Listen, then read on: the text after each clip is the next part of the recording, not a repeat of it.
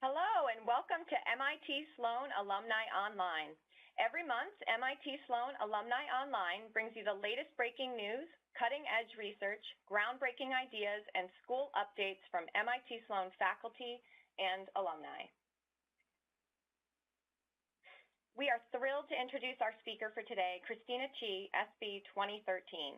Christina is co-founder and partner of Domeyard LP, one of the few hedge funds with 100% focus on ultra-low latency, black box, high-frequency trading in one of the world's fastest high-frequency trading firms. Domeyard is able to adapt quickly, live at the cutting edge of technology, and stay 2 steps ahead at all times. In addition to Christina speaking to us today, she has been the keynote speaker at a number of events and conferences, including the Future of FinTech, the Macquarie Global Quantitative Research Conference, QuantCon, and the MIT Investment Management Conference, among many others. Starting in 2014, Christina has appeared as a guest lecturer for Professor Robert Merton's retirement finance class at MIT, as well as a guest lecturer and case protagonist at Harvard Business School. She has received a number of impressive awards and acknowledgments for her work.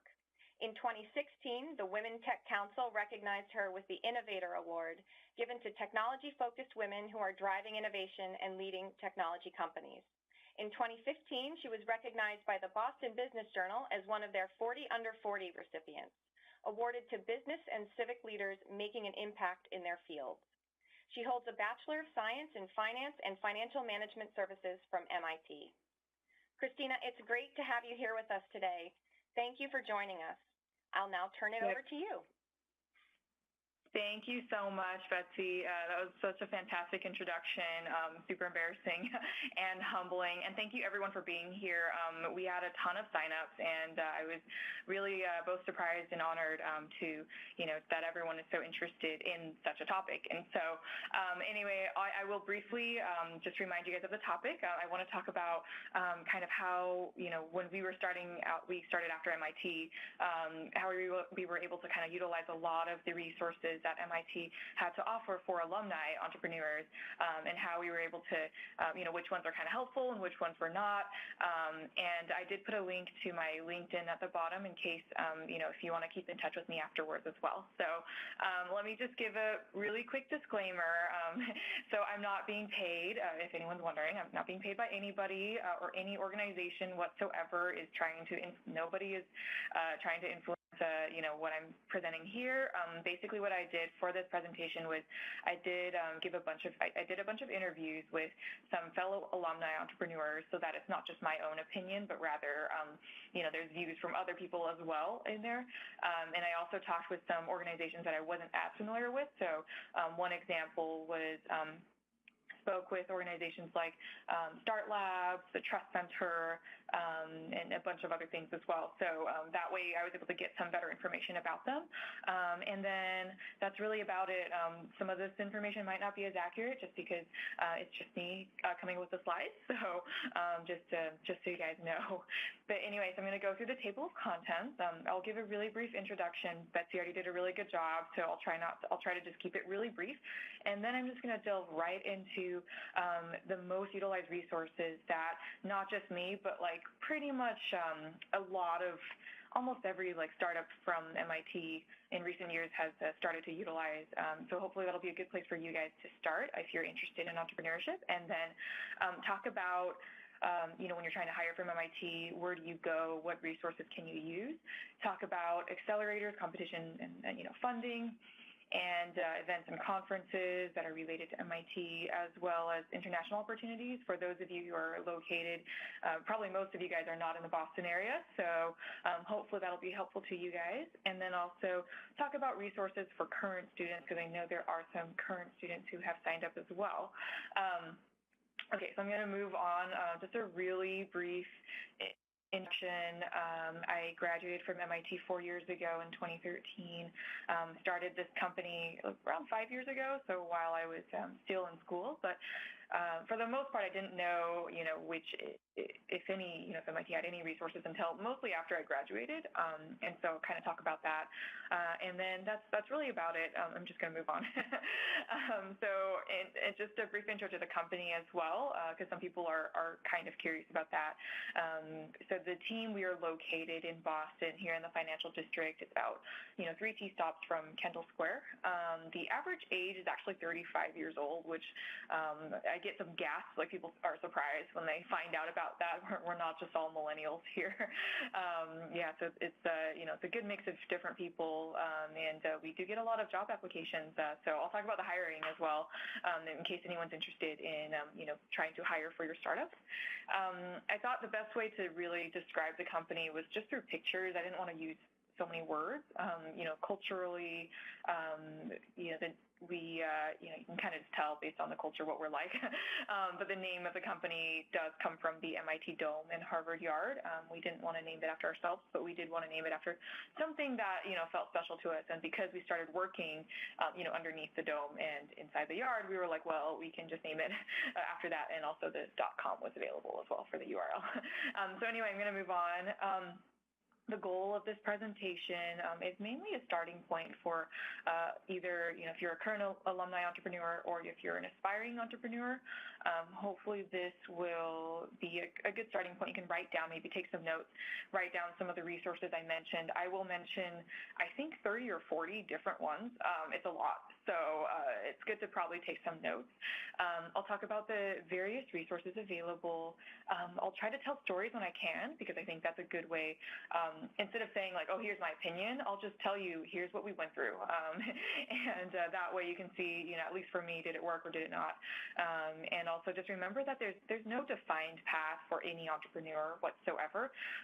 Some people don't use a single MIT resource, and that's totally okay. And some people do, and that's okay as well. So just it's just important to keep that in mind as well when you're going along your own journey. Okay, so I'm going to move on. I do talk really fast, and I don't have a script. So if you have any questions, you're welcome to, type in the box below, ask any questions you want, and there will be time for some Q&A. So my first section is on the most utilized resources, which is a really good place for anybody to kind of begin. So the first utilized resource that a lot of people will start at is it's called the MIT Innovation Initiative. It is relatively new, so for those of you who graduated before, like my year, for instance, you might not have even heard about this before. So it's worth it to check out their website. It's just innovation.mit.edu. It offers like a snapshot of all of MIT's entrepreneurship resources, and it is a very comprehensive and updated list. So they keep in touch with all those organizations and make sure if anything has changed, they'll make sure to try to update their website. So it's kind of a starting place for people to begin and to search for things. What I really liked about the website when I checked it out was you can actually search by you can sort by industry, which I thought was really cool. So if you're like me, you're in the financial industry, then I can click on financial and just look at all the opportunities related to finance.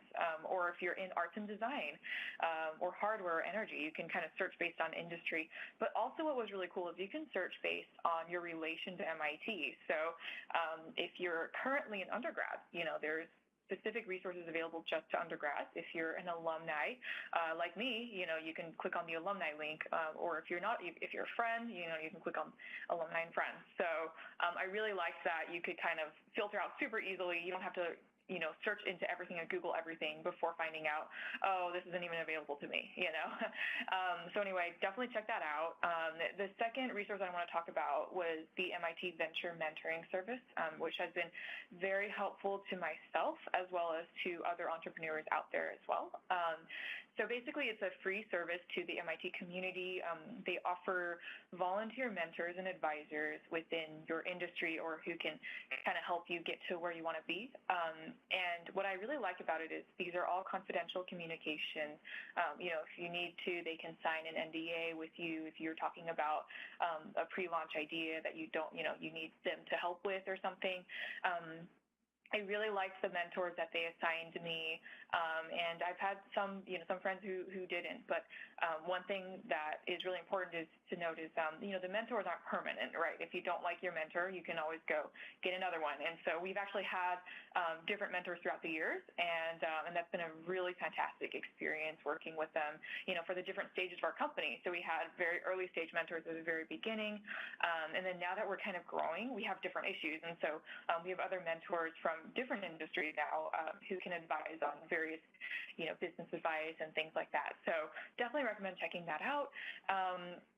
For another slide on this, they have all kinds of events, which I thought was really cool. So they host, besides the whole mentorship thing, which you guys do on the side, there's a demo day for different startups to present. I went to this HR boot camp, which was really awesome. It was like, just during the evening after work, and I went over to MIT, and they kind of presented about all the different HR tips, how to hire people, how to fire people, things that I never learned in school, and a variety of other events, too, that are really cool. So I'll let you guys check that out. And what also was really nice is there's a VMS email list, which I didn't know about until a couple of years later, but basically it's an email list for MIT affiliated founders only. So there's a lot of alumni on there. I get emails pretty much every day on this email list. For those of you who are on it, you'll understand. You get quite a few emails every day, but it's awesome because it's a community of fellow founders. And if you have questions about, I need a lawyer, who do you recommend? Or maybe you have a problem that happened, like, hey, how do I fire somebody? Or any other types of issues that you might have, like, oh, how do I have a patent problem here. How do I, do this dispute? You will get tons of advice from all kinds of people, all kinds of alumni from various years, various age groups, everyone. It's fantastic. So I highly recommend joining the email list if you can.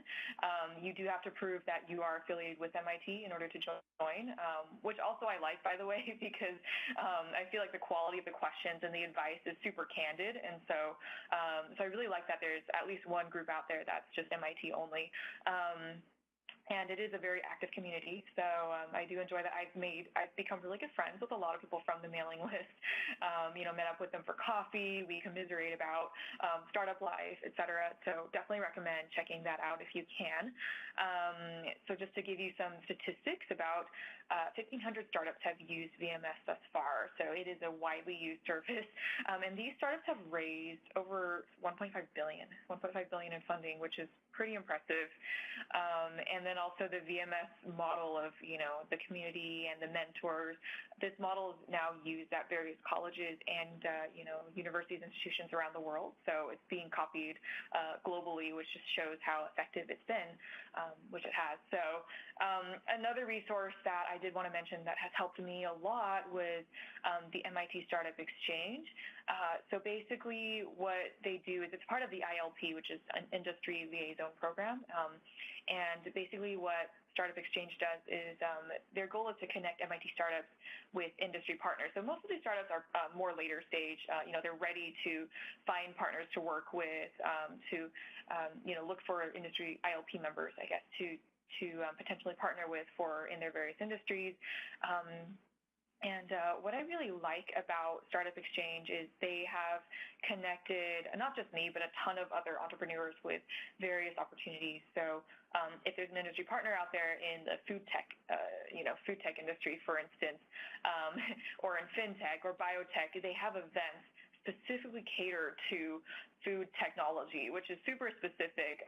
But then when you go to these events and you speak at these events, pitch your startup there, you'll notice that in the audience, it's pretty much all industry folks in the audience. So it's a really high quality group of people.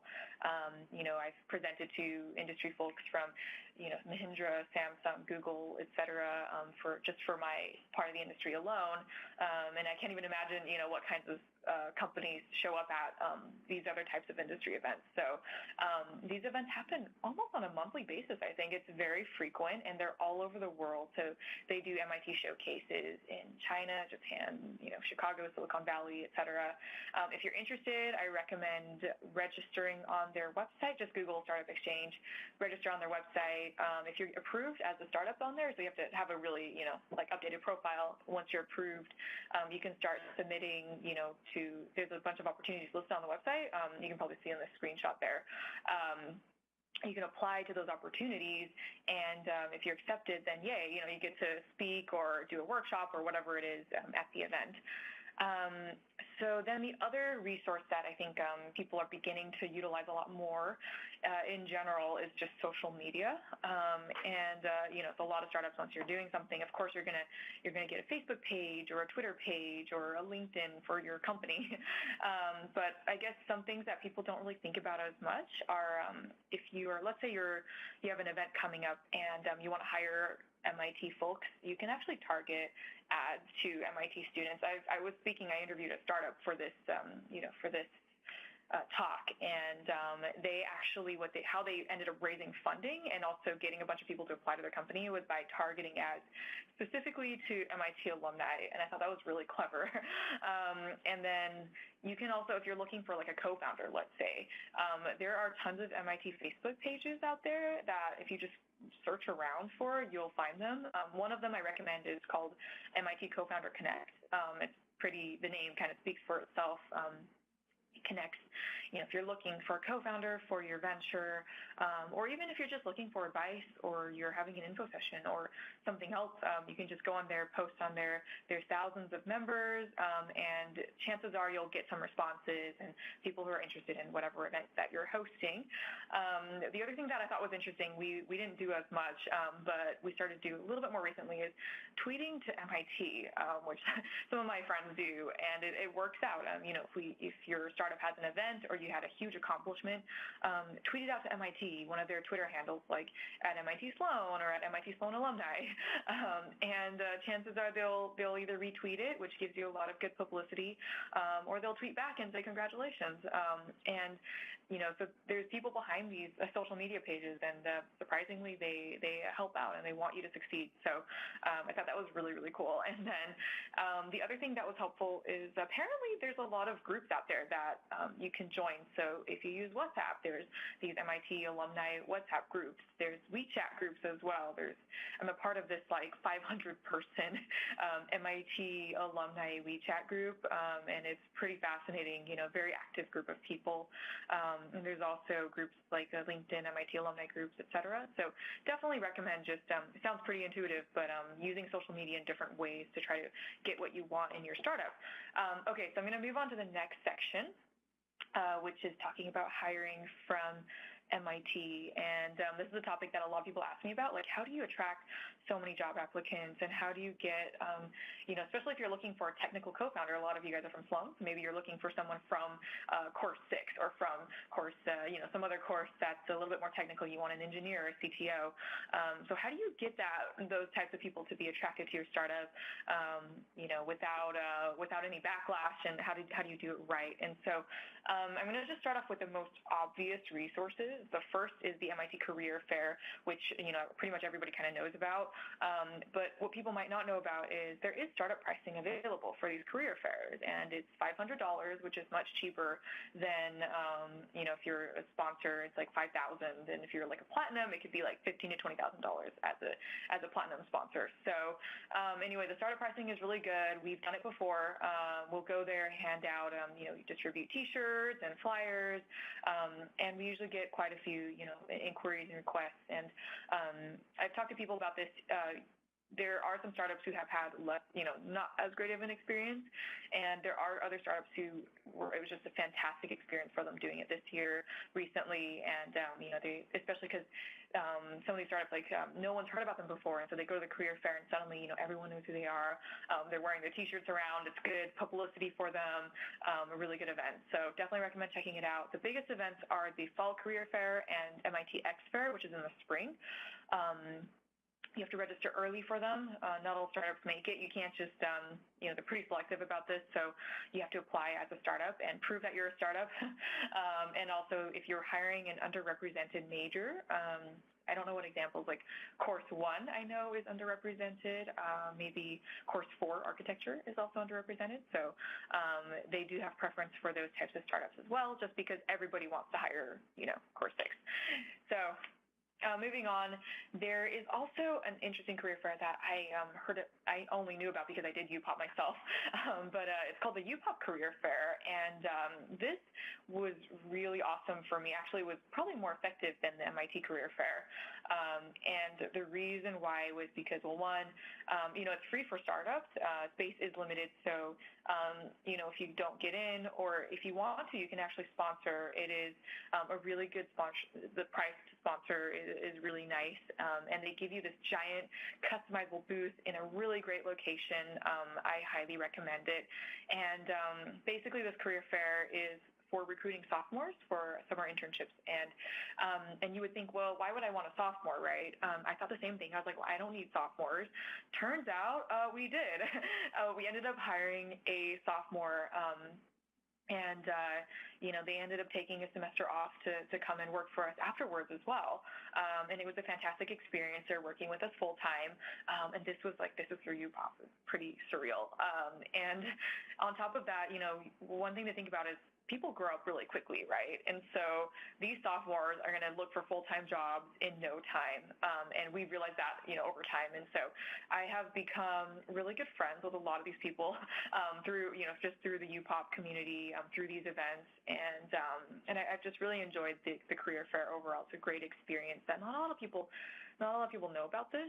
And UPOP also offers various events as well. So throughout the course of the year, they have resume reviews where you can go in and review student resumes. They have mock interviews as well, industry rotation, so you can sign up to speak at these like industry rotation events, company field trips. We actually just did so they actually came to our office last week for a company field trip this year, and we basically introduced the company, who we are, go through a couple case studies with them, and it's a really fun, really intimate event, and I've really just enjoyed the experience overall. And then, if you're a sponsor, of course, you get additional perks to that. So your events are widely promoted throughout campus. They have a reach of pretty much the entire sophomore class, which is totally worth it if you need that publicity, and info sessions, et cetera. So definitely I would check UPOP out. It is one of those hidden gems that not a lot of people really know about. I personally actually did UPOP I don't know how many years ago, 7-8 years ago now, when I was a student. And I cannot tell you how amazing the staff, they're just so incredible. I was deciding on what I wanted to do when I was a student, and I went over to their office, and I was talking to the staff, and I was like, hey, I'm interested in trading, but, especially high frequency. I know it's a controversial industry, though. And they were, fully supportive, and I really liked that because everyone else was like, oh, you should stay away. Why would you want to be in a controversial industry? And, they gave me a hug, and they were like, hey, it's okay. You do what you love, and maybe think about how you can make the industry better. How can you improve it? And I was like, oh my gosh, that is really awesome. And also, just so you guys know, the staff, they won the, what is it called? Infinite Mile Award. And that's a special MIT award for a special organization that really makes a difference on campus. And so I think the staff really speaks a lot to the organization and how great they are. So definitely recommend just checking it out. Had a lot of great experiences with them. So anyway, I'm going to move on. So of course you can book info sessions, with a lot of people know about. You can, it's $345 through MIT Conference Services, which is a part of GECD. So if you want to do one on campus, that's totally great. You can book a room through them, and that's the cost. Now, the other way to book an info session, which some people don't know about as much, is if you reach out to an MIT student group. So I'll just give an example, and I don't know if this is real or not, but let's say you're an energy startup, and what you can do instead of booking directly through MIT and just having a room, you should contact the MIT Energy Club. And, they might ask you for sponsorship. There might be some sponsorship packages that you can look at. But what's interesting is, even though it could be free, so they might just help you book a room for free, but sometimes they will ask for sponsorship. But it might be worth it because if you think about it, they will do publicity for you all over campus. So especially if you're an energy startup and you want to reach out to students who are interested in energy, what other way to do it than to talk to the club? And so definitely reaching out to the clubs has helped us as well. We talked to some of the financial and the trading organizations at MIT, and they've been a great supporter for us. So anyways, it's a good thing they have access to all the email lists and all the dorm lists. So your chances are, like if you do it through through group, your event will get a lot more attendees than just doing it through the conference services.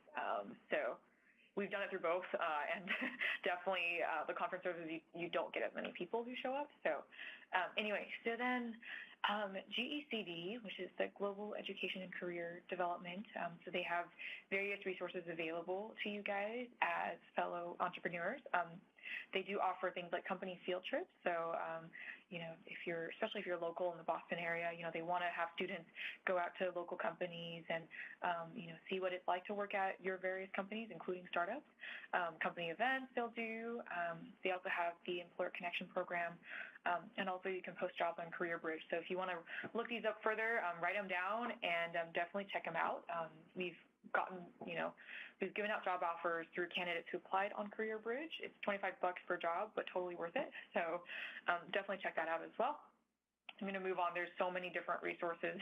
I'm like less than halfway through. So anyway, the next resource I want to talk about it's called MIT Ventureships. And I have had some friends who have gone through Ventureships. It's really awesome. Basically, if you want some additional help on your team, and you're also willing to mentor students, what you can do is, through Ventureships, you work with a team for a couple of MIT students during the semester. They will work 3 to 5 hours per week for you for about 8 to 10 weeks. And, they basically it's a good opportunity because at the same time it's a two-way street where they are going to be working for you on a certain project or issue that you have, and at the same time you and your colleagues will provide some mentorship for them and meet with them regularly, give them advice and things like that, inspiration, things that they need, and just establish a good relationship. And for Ventureships, it is for local companies only, just because you're expected to meet the students in person, so that's one thing to keep in mind. There's also the Winter Externship Program. This is for companies located anywhere. So you can host student externs, it's called, during IAP. You can offer a paid externship, or you can make it unpaid as well. I think I've seen both when I was applying when I was a student. And the application window is in early fall, since this happens in January. So also a really good experience, and definitely recommend checking out their website. And then the other thing that some people kind of forget about after they graduate is MIT does have a lot of cool email lists that are awesome. There's Ann Hunter, who everyone's kind of heard of. She runs the Course 6 mailing list and sends out like hundreds of, emails per day with people looking for, jobs, startups looking, to hire people, just all kinds of opportunities there. So definitely check that out if you can. And, course administrators from other majors. So there are Ann Hunters of every single major out there. If you just Google MIT course administrators, you will find a list of all the course administrators, and you can email it out, email out your job posting to them, and they will distribute it to the entire major, which is really awesome. So definitely recommend just kind of looking around, at the mailing list when you can, if you're trying to hire people, especially. The other thing that we've done like everything. So one other thing we did was we posted flyers on campus, and it was surprisingly effective, which I was surprised about, because these flyers, they're taken down twice per week, right? Look at how, if you look at the picture, like that's what they're like every day, super crammed, but we posted some flyers, printed some out, and surprisingly got some inquiries from people, from grad students especially, who were probably up late at night doing research, and they were just coming home and they were like, oh, I didn't know you guys hired grad students. And so that was pretty good opportunity. Some of you guys are located far away, or maybe you're just like, I don't want to do that. It's a waste of time. Well, what you could do is hire a TaskRabbit. There's a lot of apps these days. You can hire somebody to run an errand for you, right? So if you go on TaskRabbit, hire somebody and just be like, hey, can you poster all over campus for me?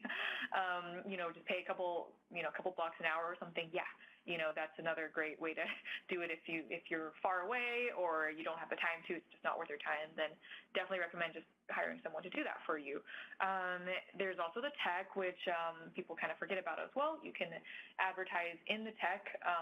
It's $880 for a full page, and they do get a pretty large readership. I remember reading it every week. So definitely check that out. if you want to. And I'm going to move on to the next section, which is talking about the various accelerators, competitions, and funding opportunities that MIT offers. I've done a few of these, so I'll talk about the ones I've done, and also talk about the ones, so this one I haven't done, which is MIT 100K. But it's something that a lot of startups do. So it is a series of actually 3 contests. So there's Pitch, Accelerate, and Launch, and 3 different contests throughout the year, and they're independent, so different winners for each one. What's awesome about it is it gives you obviously a lot of media exposure. MIT always, publicizes who the winners are. You get a lot of mentorship feedback, discounts on things, and of course, the one thing to keep in mind is you need at least one current MIT student in order to, to be a part of it. So not everyone has to be a student, but at least one person has to be like a current student in order to apply. So that's one thing to keep in mind. The other thing that I've come across recently is called MIT Solve, which is really awesome. It's like basically connects innovators with resources to solve a variety of global challenges. So this year in 2017, they have 4 challenges. The finals recently ended, but the 4 challenges were focused on, the one was brain health, sustainable urban communities, women in technology, and youth skills and the workforce of the future. So if your idea or your startup happens to be a really good fit for any of those topics, then you can submit your solution to one of those. And it can be an incorporated startup, or it can just be an idea. That's totally fine if it's just an idea as well. And they will select from that batch, and there will be a final round where you go and pitch in person, I believe, in like New York City. And then they select the winners from there. But it's a really great opportunity. It's a new thing, so definitely check it out next year when they have their new challenges for the next year. So anyway, the engine is something that a lot of people have asked me about. People talk about it all the time and ask about it because, they're all over the news, but there's not a lot of questions surrounding kind of who they are and what they're doing. So I actually did have a phone call with them and just basically asked all my questions. Hopefully I covered a lot of different things, but if not, definitely recommend just reaching out to them. So they are an accelerator for what they call tough tech startups. What that means is a lot of these startups are covering, technologies that maybe society isn't quite ready for, or it's just really difficult to, like a traditional VC may not look at them because a VC might want, maybe a 5 to 10 year horizon, whereas for these, for the engine, they look at startups with a 15 to 20 year horizon, which is a much longer horizon.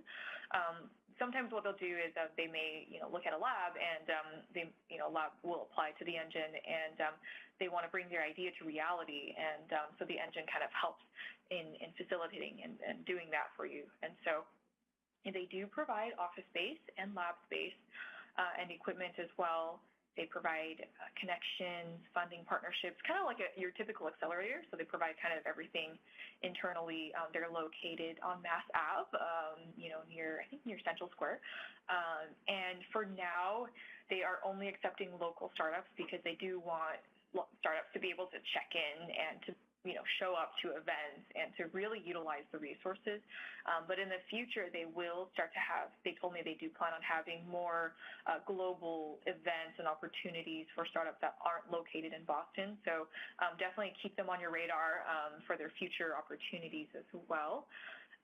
So next opportunity is DesignX, which to be honest, I'm not familiar with at all, but I did see this as one of the opportunities. So I wrote it down here. Basically, they have a variety of kind of like an accelerator they have apparently, and it's a series of workshops and things like that related to design.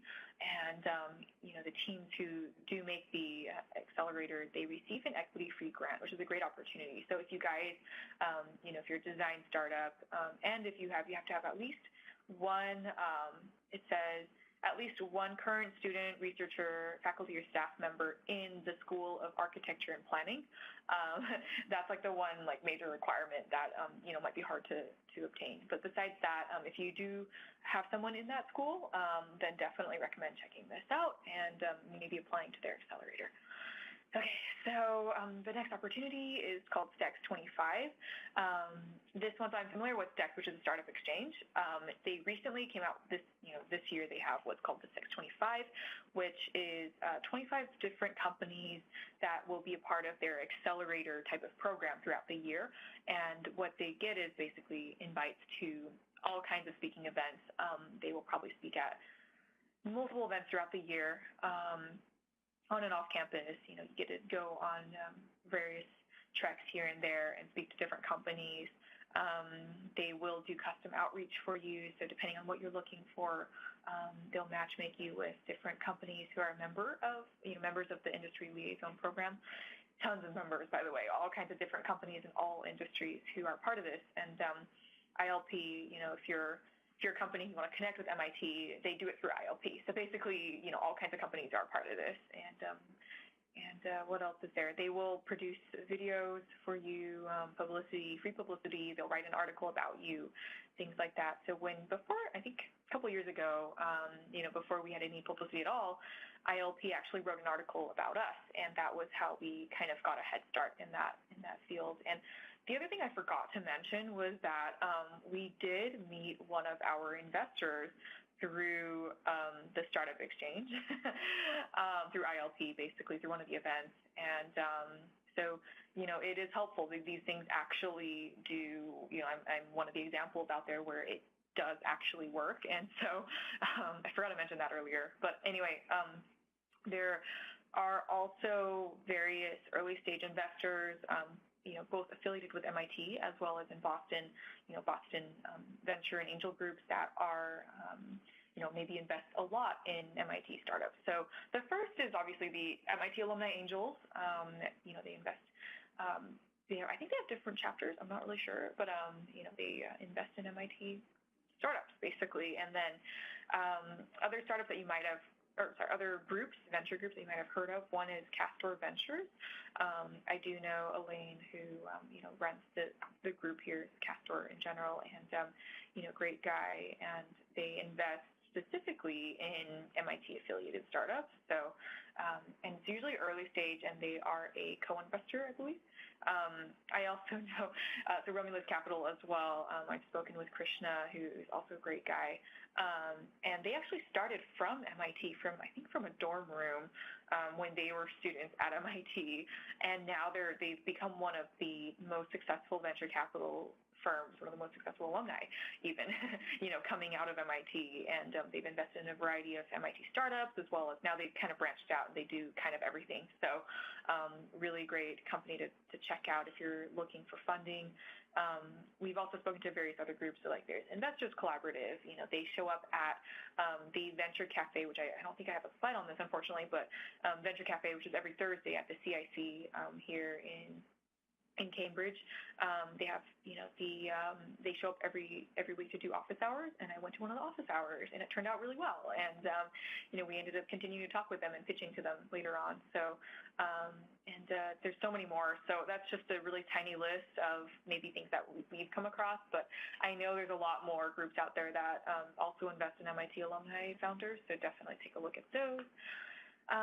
There's also other resources as well. So, I just listed miscellaneous kind of things here. So there's the MIT Alumni Directory. Let's say you're looking for people from a certain company or people with a certain background. You can reach out to alumni through the directory and tell them, hey, I'm looking for a mentor, or, I need advice on how to get a grant from your company.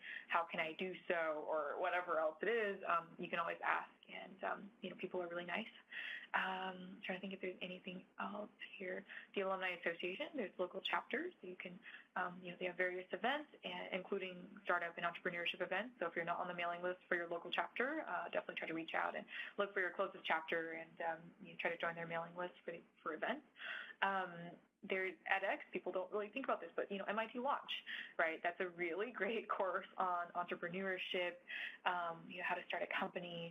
I think you get a certificate afterwards too for taking the class. So, and it's been checked out by, it's one of the most popular classes, I think, on edX. So check that out. And there's the Technology Licensing Office, which, some people, if you come from MIT, if you come from a lab, some people want to know, how can I license these technologies? And so definitely check out the TLO if that's something you're interested in. There's Digital Shingle Project, there's professor, student groups, local meetups, things like that. People just forget about, but you can contact your professors and your student groups and your meetups and ask them for advice or ask them for mentorship or anything else that you need. So, okay, I'm going to move on to events and conferences. This is really long. Hopefully I'm not going over time. But anyway, so I'm going to talk about some events and conferences. And I realized when I was making these slides that there's a lot of these events and conferences that are open to alumni. And so I just put a list of the ones that either I've heard about or I've been to or were helpful to me. So there are other events as well. So this is by far not like an exhaustive, it's not by any means like an entire list of resources, but I'll just start naming some of them. So the CFO Summit is open to alumni, and it's coming up actually in November. So you get access. There's a lot of great speakers, CFOs from really big, giant, Fortune 500 companies who are going to be there. The networking, everything is just a good opportunity in general. The Alumni Leadership Conference it's not just a leadership conference. Obviously, you get to talk to other alumni. There's entrepreneurship panels that they have. I was on an entrepreneurship panel, at the ALC last year, and just talking about pretty much the same topic, like how do alumni entrepreneurs utilize resources from MIT. There are other events, Entrepreneuria, if you haven't heard of that, check that out as well. It's a big, startup event open to alumni. And there's local conferences as well with MIT participation. So Hub Week, I think, was 2 weeks ago. It was like one of those events where MIT is one of the sponsors, and a lot of the events are on MIT campus. And it's like lots of different events that are related to startups and lots of networking there. So, and then there's other events, the FinTech Conference, which might be relevant to maybe to us, and many more. So I'm going to move on to the international opportunities because I know there's a lot of you guys who are joining from abroad or not from Boston. So, some of the ones that we used, I want to just talk about really fast. So this is it's called MIT Chief, the China Innovation Entrepreneurship Forum, and for us, for instance, we may not have too much to do with China.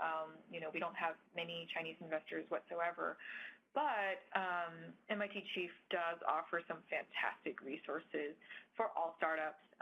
And so they have tons of events on and off campus. And a lot of them, they're not even related to China. Some of them are just like mentorship events or, a famous guest speaker coming in from China to just talk about, entrepreneurship in general or how to get venture capital funding. And so definitely recommend checking it out.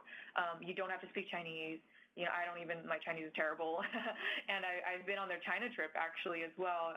You apply to go to this China trip, all expenses paid.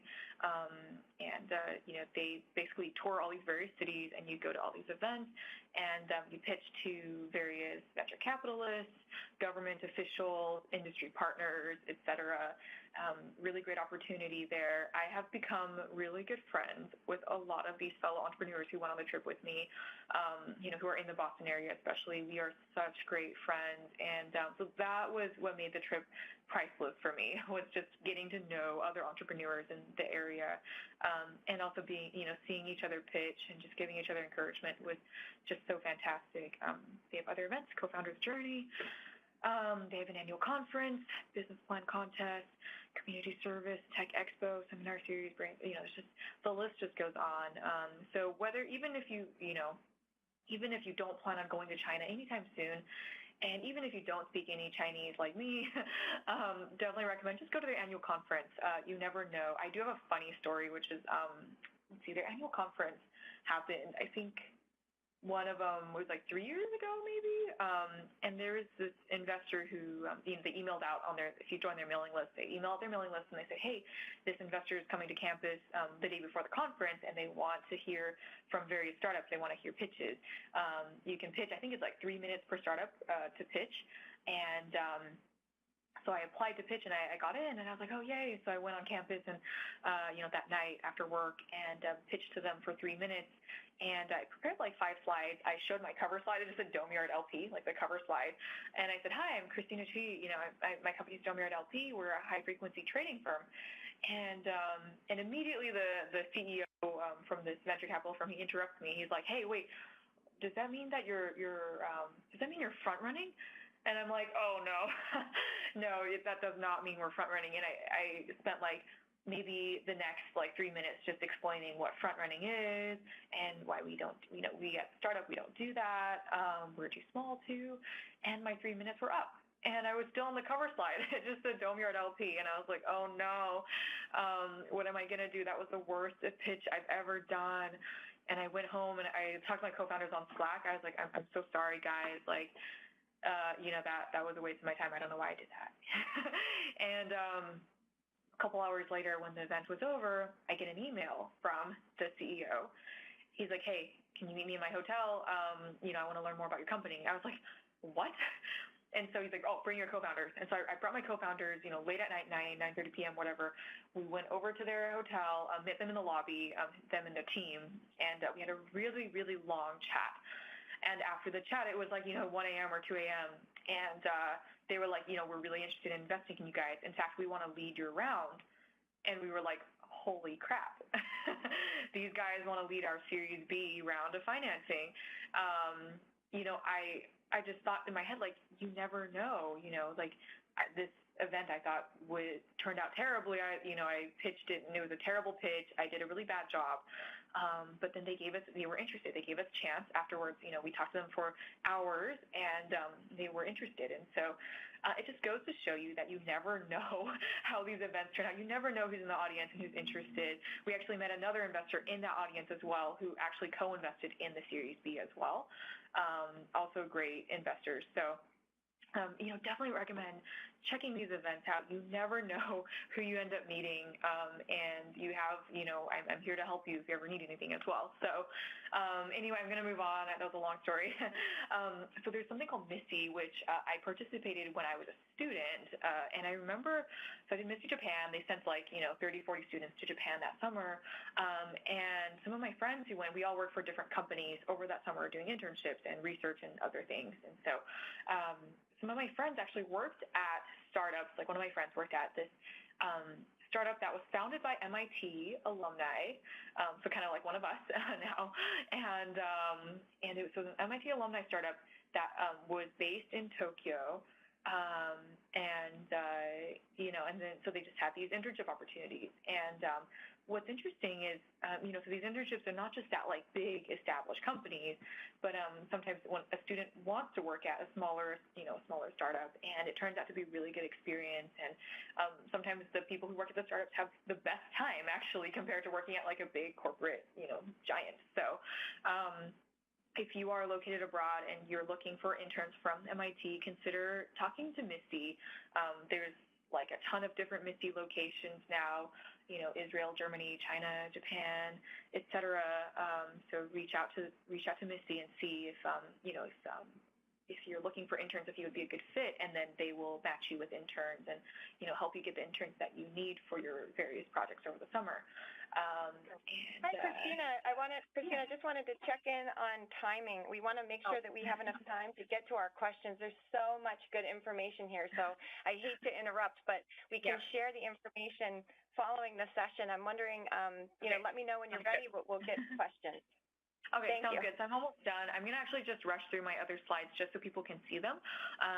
So there's something called MIT REAP, which is the Regional Entrepreneurship Acceleration Program. And this is basically the collaboration between government and academia. So if you are either working for the government or working for, like in academia, if you have an idea for your regional cohort, like let's say I want my region to get better at economic growth, social progress, something in your region, you should check this out. It's a good program. MIT Enterprise Forum as well for emerging tech companies. They have enterprise forums of all different locations, and they have innovation series, networking events, pitch events, international chapters everywhere. So Google this if you can. And there's also the Hong Kong Innovation Node, which is kind of a new thing, but they have a mini accelerator for companies, and it's a 2-week-long program in Hong Kong and China during IAP and also in June. So if that's your region and you want to do this, you should look that up. And so for current students only, I want to talk about this really fast. one of the biggest misconceptions that even I didn't know about either, a huge misconception is people reaching out to the Martin Trust Center for Entrepreneurship as an alum. The Trust Center caters to current students only, so don't even bother reaching out to them if you're an alumni. Yeah, and there's other events too, that, other groups that are mostly only for current students. If you're a mentor, if you want to go to an event, then yeah, you can attend some of their events. But in general, the main programs, like for MIT Start Labs, for the Trust Center, they cater towards current students. If you are a current student, check these out while you can before you graduate. There are classes like Founders Journey as well that are super helpful. And then if you're interested in kind of continuing this discussion and you thought my presentation was interesting, talk to me, in the future about things and have other questions, we're trying to do like a Founders Therapy roundtable discussion through it's called MIT Sloan Alumni Association. We haven't decided the dates yet, but you can join the mailing list if you're in the Boston area and you want to come over, and hopefully it'll be around somewhere near MIT campus, and it'll be a roundtable. So founders just commiserating and talking about various topics that we'll have. And I think that's pretty much it for my presentation. I'm happy to answer questions. Thank you guys for those of you who have been online for this whole hour. I really appreciate it. You're welcome to, add me on LinkedIn or on Twitter, and just keep in touch that way as well. And I will I'll let Betsy take over now. I know there's been a lot of questions that have been submitted, so I'll let Betsy kind of just ask, I guess, a couple of the first questions that have been asked. Thank you, Christina. As a reminder, please, everybody viewing, please type in your questions in the Q&A box on the right side of the screen. And please make sure you have selected all panelists before submitting your question. While you're doing that, I'd like to take a moment to tell you about some of our upcoming virtual events. There's just a couple of them that we want to draw your attention to. On Wednesday, November 1st, we hope you'll join us for the MIT Sloan Expert Series. They have an event with the MIT Golub Center for Finance and Policy. And then in December, we hope you'll join us for a conversation with Professor Stuart Madnick on cybersecurity. I would also like to invite you to an upcoming in-person event here on campus on November 29th. Please join us for the MIT Sloan Innovating Health Systems Conference. You can register for the event on the MIT Sloan Alumni Events website, and you can find some more information there. All right, so moving right along, we want to move on to your questions. We'd like to start today's Q&A with some spotlight questions that were submitted during the registration process. Our first question for you, Christina, comes from Kara Kelly. She's a current student of the MBA class of 2018. And Kara asks, what resources, if any, do you believe to be hidden gems that may not be utilized as much as they should?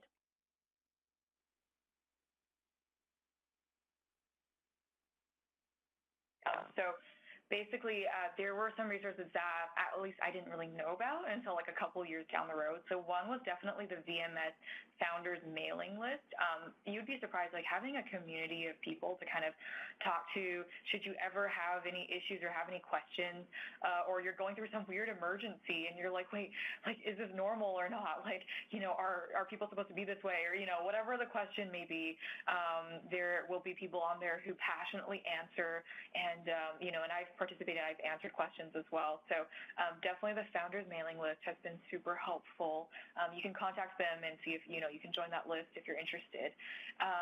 What else was there that was kind of a hidden gem? Talking to professors, which, when I was a student, I was like, oh, I can't talk to these professors. Like, they're busy, and I'm a bad student. And, I wasn't the best of students in some of these classes I took. And so I was too scared to contact some of them. And I realized keeping in touch with them has actually been really helpful. And, they don't remember what grade I got in their class. But I would email, I remember when we were starting the fund, I emailed Robert Merton, who, because he started his fund a long time ago. It was one of the, a big hedge fund, long-term capital management, like in the 90s. And I reached out to him. I was like, we're starting a fund. I don't know what to do. I was so clueless back then. And no response. And then I think I sent like the fourth or fifth email before he responded. He was like, "Hey, Christina, I've been reading your emails, and I applaud what you've been doing so far. If there's any way I can help, just let me know. Also, by the way, I'm teaching a class, and I want you to, try to, if you can guest lecture for a day for my class, I think the class would really appreciate it." I was like, oh my gosh, what a hidden gem there. I had no idea that, these professors they're human, and they give you opportunities if you ask them for help, and they're good and they're nice to you. So definitely I think those have been super helpful. And so I'll move on, I guess, to the second question. Betsy, if you want to take it from here. Yeah, sure. Thank you. Our next spotlight question is from Maria Ferrer. She's MBA 2002 in Madrid, Spain. She's wondering, what is the toughest moment you have encountered as an entrepreneur, and how did MIT help you to get out of it? That's a really good question, Maria. I'm happy to talk about that as well. I think it's important to talk about the bad moments as well as the good. For me, I feel like first off, every founder, every person in general, it doesn't matter where you work, everybody has their tough moments in life, right? In your job. And so for me, I feel like my toughest moments were, a lot of them were kind of people related, especially starting off out of MIT as a younger founder, as a woman, as a minority. I did experience some instances that were a little bit tougher, and I've learned to deal with professionally over time. So, we were rejected early on by a lot of investors, of course, right? That makes sense. But we were also rejected by service providers, people who, maybe we wanted to hire an external bookkeeper or an external CFO or a lawyer or an accountant or somebody, right? People would reject us. They didn't want our money. They didn't think we would succeed, and so they would reject us up front. They'd just be like, "We don't want to work with you. Sorry, we have better clients to take care of." And which was fine, but I think it was just really tough to deal with that because it puts you in your place. It's like super humbling. I learned to separate insult. There's fact, and then there's insult, and then there's constructive criticism. So fact is okay, back then I was young and I was inexperienced. That's a fact, probably. Insult is you're never going to succeed. I don't want to work with you, or you suck, or whatever. I've gotten you suck, which sucks. And then there's constructive criticism, which is the way you pitched, I didn't really like the way you pitched. If you could have maybe presented this more professionally, or instead of using a photo, someone told me instead of using a photo of a beaver, one of my co-founders is really private, use his professional photo instead. It makes a huge difference when you're on a pitch deck. And so that was really great constructive criticism that I received. So we learned to kind of separate those from each other over time. And what else was there? People would ask me, how old are you? Which is, I guess that's fine to ask, but it's fine if you're curious. If you're coming from a place of curiosity, or you're just genuinely curious and you just want to know, that's okay. But there were some people who asked it with the intention of establishing dominance, and I was like, no. I don't feel comfortable in that situation. Anyway, so let's move on to the next question. Betsy, I'll let you take it from here. Thank you. We've got about a minute left, so I want to make sure we squeeze in our last spotlight question. It comes from Samuel Nixon, SB 1980 in Alexandria, Virginia. He asks, what are some recommended good strategic ways to engage potential partners and funders in your startup as you're establishing your brand and developing your market? That's a really good question as well, Samuel. That's fantastic. So one thing that surprises people is if you just engage with your community in general, if you host a meetup event, or if you just attend a panel on a completely different topic, and you're not even trying to raise funding, the funding will come over to you. People will reach out to you whatever you need. Your partners will reach out, strategic partners, things like that. They will come over to you as you're engaging with your community. So even this webinar, when they started publicizing it, we had investors reach out, and that wasn't the goal. The goal of this webinar is to help you guys. It's not to not for me to raise funding, but you get these opportunities along the way as you engage with the community as a whole. So that's what I definitely recommend, is just figuring out ways that you can help others, and they will help you in return. So I think that's all the time we have, right? But I just wanted to say, thank you. Yeah, just want to say thank you. Thank you guys so much for being a part of this. Just tremendous participation. There's a lot of people right now online. I am so shocked and honored. If you need me for anything, you have my LinkedIn. You can reach out to me as much as you want. We will have other events as well. So definitely recommend just, you can reach out to me privately. If you have other questions, I got some questions about funding and track record.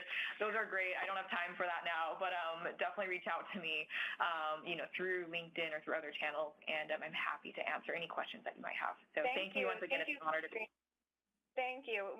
To keep this conversation going, you can use our hashtag #SloanChat, and we hope you'll be able to join our future MIT Sloan Alumni online events, which are made possible in part by the Sloan Annual Fund. As today's event comes to a close, please take a moment to complete the brief survey that will pop up on your screen. Thank you for joining MIT Sloan Alumni Online. Ladies and gentlemen, thank you for joining us today. That does conclude our event. You may now disconnect your lines. Presenters, please hold.